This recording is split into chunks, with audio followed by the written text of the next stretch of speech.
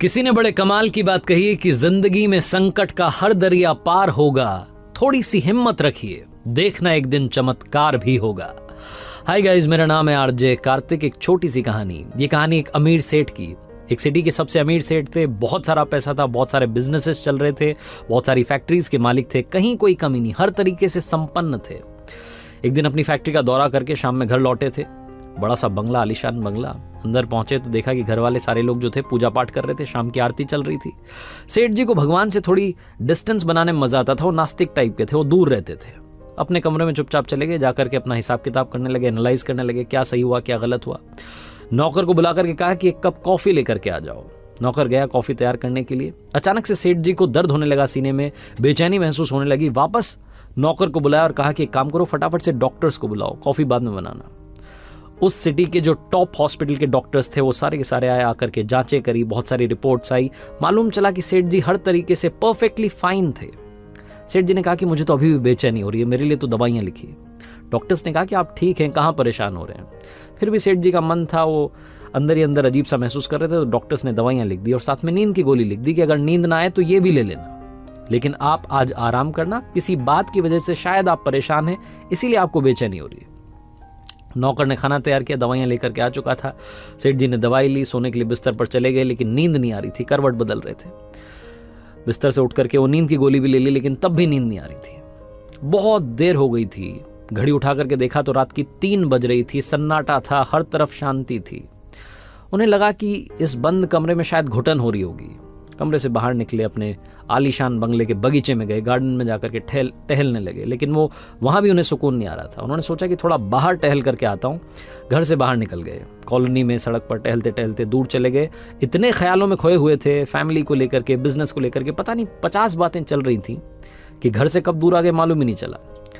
सड़क किनारे एक चबूतरा था, वहां जाकर के बैठ गए, चप्पल नीचे उतार दी, आराम से बैठे थे। उसके बाद में अपने बचपन को याद करने लगे, उन दिनों को याद करने लगे जब स्ट्रगल किया करते थे, जब लाइफ में कुछ नहीं था। वो सारे दिन याद आने लगे। सेठ जी अपने ख्यालों में थे, तभी वहां एक कुत्ता आया और उनकी एक चप्पल अपने मुंह में दबा करके भाग गया। सेठ जी ने देखा तो फटाफट से उसके पीछे भागे अपनी चप्पल छुड़वाने के लिए।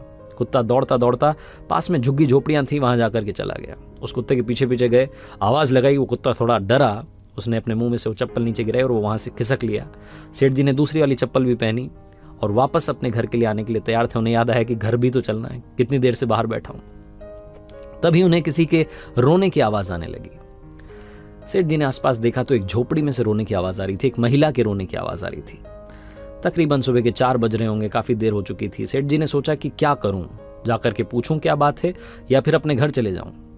उनके मन ने कहा कि घर चलते हैं, कहां फालतू के पंगे में पड़ना है, अपना काम करते हैं, अपन अपने काम से काम रखते हैं। सेठ जी घर की तरफ चलने के लिए आगे बढ़े, 4-5 कदम आगे बढ़ाए। फिर मन में दूसरा ख्याल आया कि एक बार जाकर के पूछ तो लूं, पता तो कर लूं कि बात क्या है। उस झोपड़ी के पास गए, झांक करके देखा तो अंदर वाकई में एक महिला रो रही थी। दीवार से, वो जो झोपड़ी की दीवार थी, उससे सर पटक पटक के रो रही थी। सेठ जी ने हिम्मत करके दरवाजा खटखटाया। उस महिला ने दरवाजा खोला। सेठ जी ने सबसे पहले तो कहा कि बहन जी माफ करना, गलत मत सोचना, मैं बस यहाँ से गुजर रहा था, मुझे आपके रोने की आवाज आई। क्यों रो रही हैं आप, क्या बात है, क्यों परेशान हैं? तो उस महिला ने बताया कि बाबूजी क्या बताऊं, यहाँ पर आप देखिए मेरी 7 साल की बच्ची है, सोई हुई है जमीन पर, ये बीमार है। डॉक्टर्स कह रहे हैं कि इसके ऑपरेशन के लिए बड़ा खर्चा होगा, लेकिन कोई मुझे पैसे नहीं दे रहा है, मदद करने के लिए तैयार नहीं है।